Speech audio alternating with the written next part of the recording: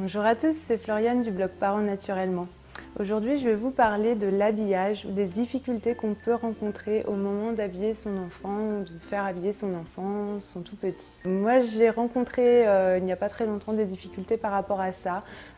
Ces derniers mois de manière générale, mais ces dernières semaines, c'était assez important.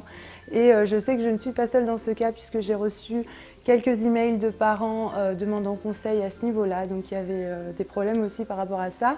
Donc je me suis dit que c'était l'occasion d'en faire une vidéo. Je pense avoir à peu près testé toutes les astuces possibles et imaginables pour résoudre ces problèmes-là.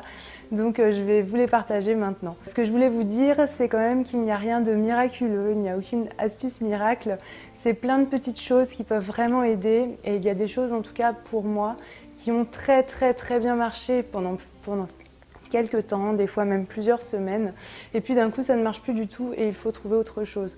Donc moi j'ai eu besoin de me renouveler assez régulièrement. Ce qui fonctionne à un moment donné ne fonctionne plus ensuite et il faut trouver autre chose. Et puis après bien sûr ça dépend aussi de votre enfant, de la manière dont il réagit. Ils ne réagissent pas tous pareil aux mêmes choses, donc bien sûr après il faut piocher ce qui convient le mieux. Mais j'espère quand même que ça pourra vous aider. Alors la première chose, c'est d'avoir une routine. Donc ça paraît tout bête, mais c'est vrai que c'est très important. Une routine qu'on suit tous les jours, toujours la même chose.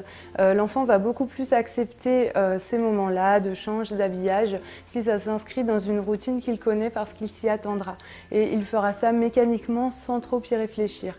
Donc par exemple avec mon fils, pendant longtemps, pendant plusieurs mois, on le changeait tout de suite après le réveil le matin, donc juste après son réveil, on le changeait, on l'habillait. Et puis ensuite, on prenait le petit déjeuner. Et comme il s'y attendait, ça se passait très bien. Et d'ailleurs, on remarquait que ça se passait beaucoup mieux que, par exemple, s'il fallait le faire à un autre moment dans la journée. Par exemple, au niveau des couches, les couches qui étaient changées juste après la sieste, ça s'inscrivait dans la routine, ça allait tout seul. Et par contre, celles qui tombaient à d'autres moments, bien comme c'était moins prévisible pour lui, on avait beaucoup plus de mal à le motiver et à le rendre coopératif. Donc la routine est importante, ça c'est sûr. Après par contre, il est aussi important de savoir la faire évoluer au besoin en fonction des changements qui peuvent se passer par rapport à l'enfant. Donc par exemple par rapport à mon fils, comme je le disais, pendant longtemps on le changeait, on l'habillait tout de suite après le réveil. Et puis à un moment donné, ça ne fonctionnait plus. Il avait besoin de se réveiller tranquille. Il n'aimait pas faire ces choses-là à peine réveillé et on essuyait un refus net à chaque fois. Et donc on a proposé de changer la routine, on a essayé autrement et on a remarqué que ça allait beaucoup mieux s'il pouvait prendre son petit déjeuner d'abord tranquillement. Ça lui permet d'émerger, voilà, et ensuite on va changer, habiller.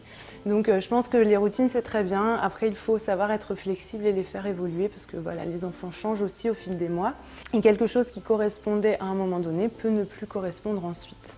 Alors ensuite, quelque chose d'important aussi, c'est d'en faire un moment de jeu. Si la situation devient compliquée, on va vraiment essayer de rester dans la positivité et de ne pas tomber dans quelque chose forcément de très négatif. Et du coup, le jeu, ça aide vraiment beaucoup. On peut par exemple emmener un jouet qu'il aime au moment d'aller s'habiller, se changer, ça peut vraiment le motiver. Par exemple, mon fils, il a un petit drone qu'il affectionne particulièrement et ça, pendant plusieurs semaines, ça a super bien marché alors qu'on sortait d'une période compliquée. Avec ça, ça roulait tout seul. Juste après le petit déjeuner, du coup, on lui disait « Tiens, je te donne ton drone pour aller dans la chambre ?» D'accord, très bien, il était content, il avait son drone, on y allait et tout se passait très bien, il le faisait atterrir sur le lit, enfin, il avait instauré sa petite routine habillage drone et ça fonctionnait vraiment très bien. Donc c'est une petite astuce qui peut aider. On peut aussi jouer à s'habiller le plus vite possible. Alors ça, je l'ai fait quelques fois. Par exemple, je compte jusqu'à 10 et à 10, il faut qu'on ait fini de mettre ton pantalon. Je compte jusqu'à 10 et à 10, il faut qu'on ait fini de mettre ton pull. Et du coup, voilà, ça rajoute quelque chose d'assez ludique. Ça peut permettre d'aller plus vite tout en étant un moment très plaisant pour tout le monde, donc c'est toujours du positif. On peut aussi utiliser des petits minuteurs, donc un minuteur comme ça par exemple, en disant quand il faut avoir tout fini avant que ça sonne. Vite, vite, allez, on fait ensemble, on est une équipe, il faut faire ci, il faut faire ça, vite, il va sonner, et puis fou rire garanti, enfin, ça marche assez bien. Et je sais que certains parents utilisent des petits sabliers aussi dans le même esprit, bon finalement ça revient au même. Donc l'idée c'est vraiment d'en faire un jeu. Alors dans le même esprit, ludique, jeu, on peut lui proposer d'habiller sa poupée en même temps que lui. Alors ça, c'est la chose qui marche chez nous en ce moment. Mon fils est dans une période où il aime beaucoup les poupées et du coup, donc le drone, ça ne fonctionne plus, mais par contre la poupée, c'est jackpot. C'est-à-dire qu'il a pris l'habitude de prendre sa poupée au moment d'aller s'habiller et on change sa poupée en même temps, donc on mime de changer sa poupée, il est super content, on l'habille, on habille sa poupée, tous les soirs on met le pyjama à sa poupée en même temps qu'on met son pyjama à lui et ça marche super bien. Après il peut y avoir d'autres choses, on peut inventer une petite chanson de l'habillage, enfin après je sais pas, ça dépend vraiment de votre enfant, de ses goûts, de ce qu'il aime, mais voilà, l'idée c'est d'en faire un jeu, de quelque chose de positif, qu'il prenne plaisir à s'habiller. Et en plus dans son esprit, il va associer le moment de l'habillage à un moment de plaisir et du coup forcément la prochaine fois il sera beaucoup plus enclin à y aller s'il se souvient qu'il avait bien rigolé la fois précédente. Voilà, après c'est assez logique. Alors ensuite, quelque chose d'intéressant aussi, c'est d'essayer de le faire participer au maximum. On peut bien comprendre qu'un enfant de 18 mois, 2 ans, pour lui rester allongé pendant qu'on l'habille, rester complètement passif, pendant qu'on le change ou qu'on l'habille, c'est ennuyeux, c'est pas intéressant et il a envie de faire autre chose, il perd vite patience et voilà, c'est tout à fait normal. Par contre, si on lui propose de mettre sa jambe dans la jambe du pantalon, de mettre son bras dans la manche, d'essayer d'enfiler tout seul sa tête dans l'encolure de son pull, plein de petites choses comme ça, eh bien ça va devenir intéressant pour lui. Ça va devenir un moment d'apprentissage en fait. Il n'est plus passif, il est acteur et en plus il apprend, il s'exerce. Donc il y a plein de petites choses et puis on adapte en fonction de ses capacités bien sûr, de son âge, mais ça peut être juste tenir le coton, verser le liniment sur le coton. Mon fils il aime bien étaler le liniment sur le coton, enfin voilà. Il y a plein de petites choses qu'il peut faire, il y a forcément quelque chose qu'il peut faire et qu'il aimera faire et qui rendra le tout plus intéressant pour lui. Et du coup, il y prendra plus de plaisir, il va se concentrer, il va se sentir plus important aussi et ça aide beaucoup forcément. Et si on veut le maintenir allongé sur le dos à cet âge-là, c'est juste impossible. Et puis en plus, voilà, c'est pas très constructeur. Et donc déjà là, ça va être un moment plus plaisant pour tout le monde. Et puis en plus, ça lui permet de développer son autonomie. Et donc c'est que du positif à ce niveau-là aussi. Alors dans l'esprit de le faire participer, on peut aussi lui proposer de choisir sa tenue du jour. Donc par exemple, mon fils, tous les matins, en général, pas tous les matins mais presque, je lui étale 2 tenues sur le lit. Et je lui propose de choisir sa tenue du jour parmi 2 tenues. Et voilà, je sens que ça aide, il aime bien. Et puis voilà, ce sont des petites choses, le fait de décider de petites choses, ces enfants-là, ça va leur permettre d'accepter plus facilement les choses qu'ils ne peuvent pas décider. Surtout s'ils ont autour de 2 ans, voilà, c'est l'âge où ils ont besoin aussi de s'affirmer et on ne peut pas tout leur imposer tout le temps. Le fait de leur permettre de décider des petites choses, ça aide toujours. Dans le même esprit de laisser décider des petites choses et de participer, on peut aussi lui proposer de choisir le moment de l'habillage. Si ça se passe mal plusieurs jours de suite, bon, il ne faut pas rester comme ça, il faut trouver une solution. Et du coup, on peut lui proposer quelque chose de différent, on peut lui proposer le moment. Après un refus catégorique, par exemple. Mon fils, comme je disais, donc, il ne voulait plus du tout juste après le réveil. Donc dans ces cas-là, on lui disait « Bon, est-ce que tu préfères t'habiller avant ou après le petit déjeuner ?» Il disait « Après ». On disait « D'accord, alors on va prendre le petit déjeuner et après on ira t'habiller ». D'accord, et c'était notre accord. Et du coup, à la fin du petit déjeuner, je lui rappelais l'accord. Donc tu te souviens de ce qu'on avait dit, après on va t'habiller. Et après ça se passait beaucoup mieux. Je pense qu'effectivement le fait qu'il ait choisi le moment, c'est lui qui avait décidé un petit peu de comment ça allait se passer. Donc forcément après il était plus enclin à le respecter et que si on lui imposait forcément. De même que le soir, c'est déjà arrivé, donc normalement on le met en pyjama avant le dîner, mais c'est déjà arrivé qu'il ne veuille pas du tout. Et à ce moment-là on lui disait, bon, est-ce que tu préfères t'habiller, te mettre en pyjama avant ou après le dîner? Il dit après, on dit d'accord, pour cette fois ce sera après le dîner. On dîne, à la fin du dîner on le lui rappelle et puis on va le mettre en pyjama après. En général comme ça se passe bien. Forcément si on insistait pour que ce soit absolument avant, ça se passerait mal. Et puis finalement peu importe pour nous, enfin, là on cherche des solutions gagnant-gagnant, hein, c'est toujours la même chose. Parce que pour nous parents, tout ce qui nous importe finalement, c'est qu'ils se mettent en pyjama ou qu'ils s'habillent le matin. Et le moment, finalement, on s'en fiche, c'est juste qu'il faut que ce soit fait, quoi. Alors après, si malgré tout ça, c'est toujours compliqué, quelque chose qui marche bien, ce sont les fiches routines. Donc la routine, on peut l'imprimer sous forme de fiches avec des petites vignettes en dessin, donc comme ça. vous voyez. Et on peut l'imprimer, on va mettre toutes les étapes. Donc par exemple, on a téter, dire bonjour, prendre le petit déjeuner, se laver les mains, changer la couche, s'habiller, se coiffer, faire la petite toilette du visage, se brosser les dents. Donc on a cette petite fiche routine, j'en avais parlé dans un article sur le blog, je vous mettrai le lien. Ça marche vraiment très bien parce que du coup l'enfant va voir lui-même l'étape à suivre et il va avoir plus envie de la faire puisqu'il aura trouvé lui-même ce qu'il faut faire après. Donc par exemple s'il s'est lavé les mains, on va dire ah on en est où? Ah on en est là, tu t'es lavé les mains et ensuite qu'est-ce qu'on fait? Changer la couche et hop, il va se diriger pour changer sa couche. Et ensuite, pareil pour s'habiller. Et du coup, je trouve que ça aide vraiment beaucoup. Et alors, la petite astuce que j'avais trouvée, donc je crois que c'était sur le blog Happiness, d'ailleurs, je l'avais remercié parce que je trouvais ça super, c'était de lui proposer de mettre des petites pinces à linge en face des étapes qu'il a déjà faites. Et du coup, ça fait une motivation supplémentaire. Quand il a fait quelque chose, s'il s'est habillé, il peut aller mettre la pince à linge devant t'habiller sur sa fiche routine.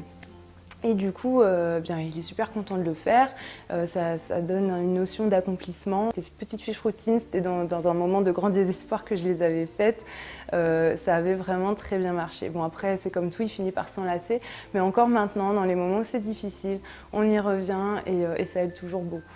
Alors ensuite, s'il est réticent à aller s'habiller parce qu'il est déjà très occupé par quelque chose, on va déjà le prévenir un petit peu en amont parce que voilà, il ne faut pas oublier que l'enfant vit dans le présent, qu'il a du mal à se projeter et qu'il ne voit pas l'intérêt de lâcher son activité du moment si elle lui plaît pour aller s'habiller. Voilà, il n'en a pas envie, il ne comprend pas l'intérêt. Donc du coup, il faut le prévenir un petit peu en avance et ensuite le laisser tranquille. Ensuite, pour le motiver, on peut aussi parler de toutes ces super choses qu'il va faire quand il va s'habiller. Donc là, on sort tout ce que j'ai expliqué avant. Par exemple, ah, mais on pourra prendre ton drone, on pourra habiller ta poupée, ou tu pourras mettre tes petites pinces à linge sur ta fiche routine, ou tu pourras mettre le liniment sur le coton. Enfin voilà, on lui sort tout ce qu'il aime, tout ce qui pourrait lui donner envie d'y aller. Ça va l'aider à lâcher son activité en cours pour aller faire quelque chose qu'il aime. Et pour mettre fin à l'activité en cours, c'est la même chose que ce que j'avais expliqué dans la vidéo sur le toboggan, hein, c'est pareil. On peut proposer de compter jusqu'à 10 et on y va à 10, ou alors il peut encore faire 2 fois ce qu'il est en train de faire et ensuite on y va. Enfin, on trouve des petites astuces comme ça pour y mettre fin de manière plaisante et avec un accord entre parents et enfants. Sinon, quelque chose qui a bien marché ici aussi, c'est de lui proposer de venir quand il est prêt. Donc si je vois qu'il est très occupé par quelque chose, mais qu'au bout d'un moment, bon, voilà, il va falloir s'habiller, on n'est pas à 5 minutes non plus. Bon, après, c'est vrai que moi, je précise que j'ai quand même de la chance, c'est que je suis à la maison avec mon fils. Donc c'est sûr qu'il y a plus de flexibilité que quand il y a un rendez-vous, quand il y a l'école, la crèche et des horaires voilà, de travail à respecter, évidemment. Mais bon, si j'ai un moment, que je ne suis pas trop pressée, que je n'ai pas de rendez-vous, je vais lui dire voilà, je vois que tu es très occupée par quelque chose, bon, il va falloir aller t'habiller. Ce que je te propose, c'est que je vais aller dans la chambre, je t'attends, viens me rejoindre quand tu es prêt pour t'habiller. Je compte sur toi, rejoins-moi quand tu es prêt. Et je m'en vais, je vais prendre l'occupation, mon ordinateur, un livre, quelque chose comme ça. Et pour moi, c'est beaucoup plus facile aussi. Forcément, je le vis beaucoup mieux que si je dois lui courir après sans arrêt. Hein. Là, j'ai pas l'impression de perdre mon temps. Je fais autre chose en attendant. Lui, il s'occupe tout seul. Et vient forcément un moment où il va venir et me dire qu'il est prêt. Parce que bon, je ne suis pas là à jouer activement avec lui non plus. Puis à un moment, il aura terminé. Il va venir me rejoindre. Je suis prêt. Et puis on l'habille. Donc ça, c'est une astuce qui marche bien. Après, moi, ça a marché un temps, voilà, comme la plupart, et puis après, ça ne marchait plus. Et il y a une période difficile où quand je lui proposais ça, il se mettait à hurler et il voulait que je joue avec lui. Donc après, j'acceptais de jouer un petit peu avec lui, mais ça, je n'arrivais pas à y mettre fin. Bon, toutes les astuces précédentes ne fonctionnaient plus. Voilà, il ne voulait pas arrêter, encore un jeu, encore un jeu, encore un jeu, et puis on s'en sortait jamais. Donc ça devenait compliqué. Et donc, ce que j'avais fini par faire, c'était de mettre le minuteur, donc encore ce fameux minuteur. Et je mettais le minuteur, on me disait d'accord, alors je veux bien jouer un petit peu avec toi, on joue un petit peu tous les deux. Mais quand le minuteur sonne, on va se préparer, on va t'habiller. Et ça marchait super bien. On jouait tous les deux, je m'investissais, j'étais vraiment pleinement avec lui. mais je mettais le minuteur au bout de 5 minutes, quelque chose comme ça. Et quand ça sonnait, il a jamais réclamé plus en fait. Il négocie pas avec le minuteur, je sais pas, ça fait une autorité supérieure, j'en sais rien. Ça marche très très bien, donc voilà, c'est une bonne astuce je pense. Et alors enfin, quelque chose qui est assez fréquent, c'est qu'il se sauve en cours d'opération. Donc si vous êtes en train de l'habiller, de le changer et qu'il s'en va, donc forcément là il faut essayer de garder son calme parce que je sais, c'est une situation vraiment très très énervante quand on est parent. Et là moi j'ai maintenant mis en place des petites choses qui aident vraiment beaucoup, qui fonctionnent très bien et personne ne s'énerve. Alors la première chose c'est que je parle de mes sentiments. C'est-à-dire que voilà, moi j'ai connu des situations où j'étais au bord de vraiment m'énerver, j'avais du mal à garder mon calme, il s'en allait, faisait calipette sur le lit, il allait, il venait, voilà, moi j'en avais marre, je lui courais après et en fait c'est vraiment pas la chose à faire de lui courir après. Après finalement je me suis appuyée sur des livres de parentalité positive et je me suis souvenue de la technique de communiquer ses propres sentiments. Donc c'est-à-dire qu'on respecte l'enfant puisqu'on ne va pas l'accuser, on ne va pas le rabaisser, mais on va lui dire ce qu'on pense nous, en disant « je ». Donc ce n'est pas lui, c'est nous. Donc je lui disais « je n'aime pas quand tu t'en vas alors que je suis en train de te changer ou de t'habiller, ça m'énerve, je n'aime pas te courir après, je ne vais pas te courir après, je comprends que tu as envie de jouer, mais moi dans ces moments-là, je n'ai pas envie de jouer avec toi. Dis-moi quand tu seras prêt à m'aider, qu'on le fasse ensemble comme une équipe, et après, moi je serai contente de jouer avec toi. » Donc je lui disais, moi, je t'attends, je fais autre chose, je ne vais pas te courir après. Je prenais mon livre, par exemple. Dis-moi quand tu es prêt, et alors on pourra le faire ensemble. Ça marche vraiment très bien. Quand je lui dis ça, en général, je pense, voilà, il comprend quelque chose, il vient, il me dit quasiment, au bout de quelques secondes, il me dit qu'il est prêt. Et après, il coopère vraiment. Je pense que c'est vraiment intéressant comme façon de faire. Et la deuxième chose, c'est qu'après, exprimer ses attentes. Donc je lui exprime mes attentes. Quand on t'habille, je m'attends à ce que tu m'aides, à ce qu'on le fasse ensemble comme une équipe. On le fait tous les deux, ce n'est pas que moi et j'ai besoin de toi pour qu'on avance. Donc si tu n'es pas prêt, on fait autre chose, je t'attends, mais voilà, je m'attends à ce qu'on le fasse ensemble. Le fait de le formuler comme ça aussi, ça aide vraiment beaucoup. Et enfin, la dernière chose, mais qui est très très très importante, je pense, c'est de savoir lâcher prise. C'est vraiment important. Des fois, en tant que parent, on se fait une montagne de situations, de choses qui finalement ne sont vraiment pas graves. Et des fois, ça va vraiment tourner, on va friser le conflit, on va friser le rapport de force pour des situations ridicules et ça ne vaut juste pas le coup. Et dans ces cas-là, il faut juste savoir lâcher prise. Bien sûr, on ne peut pas lâcher prise sur tout, mais sur quelques petites choses, des fois, vraiment, ça vaut le coup. Par exemple, donc récemment, avec mon fils, en plein dans les dernières semaines là où l'habillage était compliqué, on devait aller dans un parc animalier, on avait rendez-vous. Et le matin, avant de partir, refus net. Il ne voulait pas s'habiller du tout. J'ai dit, tu veux pas t'habiller? Pas du tout. Écoute, d'accord. Tu veux y aller en pyjama? On y va en pyjama, on t'habillera dans la voiture en arrivant. Moi, je ne veux pas te courir après, on doit partir. De toute façon, j'avais vraiment pas envie de me mettre en retard à cause de ça. Et en fait, on a fait ça. Ça s'est très bien passé. Donc, on avait 1 heure de route pour y aller quand même. Donc, je lui ai rappelé. Il était toujours dans sa couche de la nuit. Je lui ai dit, tu es sûr? Tu as ta couche de la nuit? Je ne pourrai pas te changer tout de suite. Ce sera en arrivant, etc. Il était sûr. Il préférait comme ça. Je me dis, après tout, c'est lui que ça va gêner, si ça va vraiment gêner quelqu'un. C'est lui qui est concerné, hein, c'est sa couche. Bon, on fait comme ça, d'accord, on y est allé. En arrivant, je l'ai changé dans la voiture, je l'ai habillé dans la voiture, aucun problème, nickel. Je suis sûre que sinon la journée aurait vraiment très mal commencé. D'ailleurs, les jours d'avant, voilà, j'avais eu des crises par rapport à ça et tout. Et là, j'étais vraiment contente parce que ça avait sauvé la matinée, je pense, et pour que la journée commence bien. Et j'étais contente d'avoir fait ça. À un autre moment, je me souviens, un soir, il ne voulait pas changer son pantalon, il était en pyjama, on mettait son pyjama, mais le pantalon, il ne voulait pas le changer. J'étais là, tu veux dormir avec ton pantalon de la journée? Alors sachant que bon, ce sont des pantalons très confortables, plutôt jogging et tout, donc c'est pas vraiment gênant. Oui, non, il voulait pas mettre son pyjama.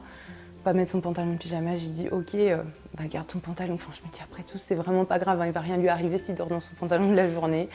S'il y a quelqu'un que ça peut gêner, c'est plutôt lui, donc j'ai dit ok. Et là, c'est là que lui m'a dit non, finalement, qu'il voulait mettre son pantalon de pyjama. Et c'est souvent le cas en fait, c'est ce qu'explique Isabelle Filosa dans un de ses livres, c'est que quand on arrête de s'opposer absolument, eh bien, à un moment, la tension retombe et puis l'enfant, il sort de cette dynamique d'opposition. Lâcher prise, je pense, dans ces moments-là, c'est vraiment important. Et d'ailleurs, Isabelle Filosa suggère cette technique, par exemple, si un enfant refuse de s'habiller pour aller à l'école, elle conseille à un moment donné, plutôt que de rentrer vraiment dans les conflits, dans les situations difficiles, de dire « tu veux y aller en pyjama ?» Bah d'accord, vas-y en pyjama.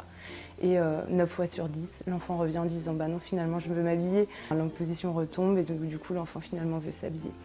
Donc voilà, la technique du lâcher prise peut être très utile aussi finalement et il ne faut pas l'oublier. Cette vidéo est terminée, j'espère qu'elle vous aura plu, qu'elle pourra vous être utile, qu'elle pourra vous donner des pistes concrètes pour vous aider dans les moments d'habillage difficiles avec vos enfants. À bientôt pour une nouvelle vidéo.